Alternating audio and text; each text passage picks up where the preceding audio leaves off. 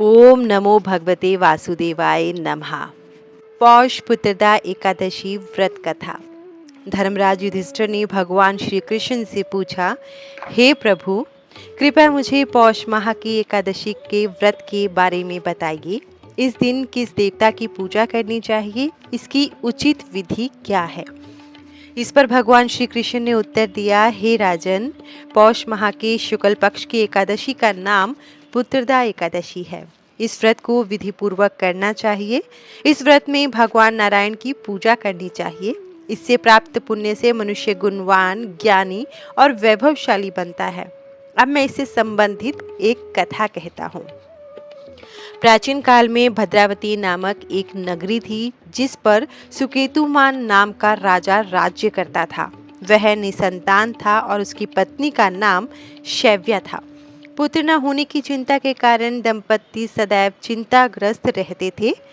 इस पुत्रहीन राजा के वृद्ध पितृगण अपने पूर्वजों का श्राद्ध कर्म आंखों में आंसू भरकर करते थे और सोचते थे कि उनकी मृत्यु के पश्चात उनका श्राद्ध कर्म कौन करेगा। यद्यपि राजा और उसका राज्य बहुत समृद्ध था, फिर भी उसे इस वैभव से संतोष नहीं हो रहा था। इस असंतोष का एकमात्र कारण उसके जीवन में पुत्र का न होना था। वह सोचता था कि उसकी मृत्यु के पश्चात उसका श्राद्ध कर्म कौन करेगा। पुत्र के बिना व्यक्ति पितृ ऋण और देवताओं के ऋण से मुक्त नहीं हो सकता। पुत्र के बिना घर में सदैव अंधकार रहता है। इसलिए व्यक्ति को पुत्र प्राप्ति के लिए प्रयत्न करना चाहिए। धन, पुत्र आदि की प्राप्ति इस जन्म में पूर्व जन्मों के कर्मों से होती है। इस प्रकार राजा दिन रात इसी चिंता में डूबा रहता था। एक दिन राजा ने अपने शरीर को त्यागने का विचार किया, लेकिन जब उसने सोचा कि आत्महत्या तो एक बहुत बड़ा पाप है, उसे इस बात का एहसास हो गया। इस विचार को मन में रखते हुए राजा एक दिन चुपके से जंगल में चला गया। घोड़े पर सवार होकर वह पक्षियों और पेड़ों को देखने लगा। हाथी अपने साथियों और बच्चों के साथ घूम रहे थे। जंगल में तरह तरह के जीव जंतु थे। राजा अपने आसपास के दृश्यों को देखते हुए गहरी सोच में डूब गया। कुछ समय बीतने पर राजा प्यास के कारण बेचैन हो उठा।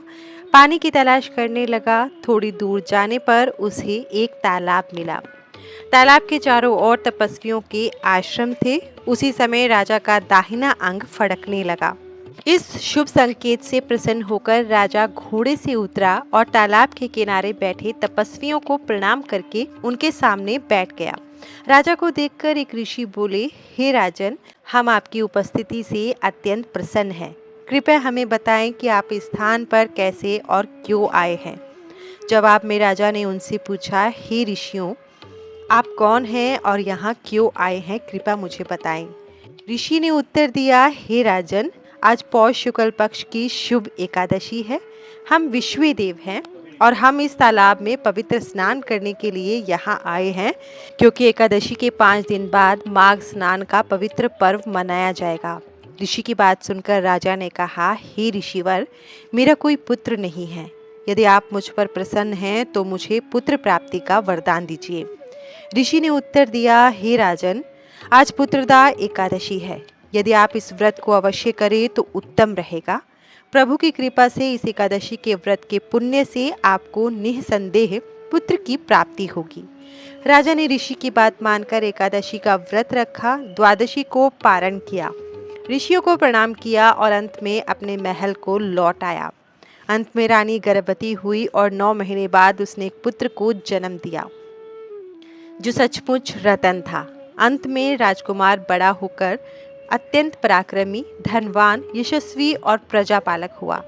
भगवान श्री कृष्ण ने कहा, हे राजन, पुत्र प्राप्ति के लिए पुत्रदा एकादशी का व्रत करना चाहिए।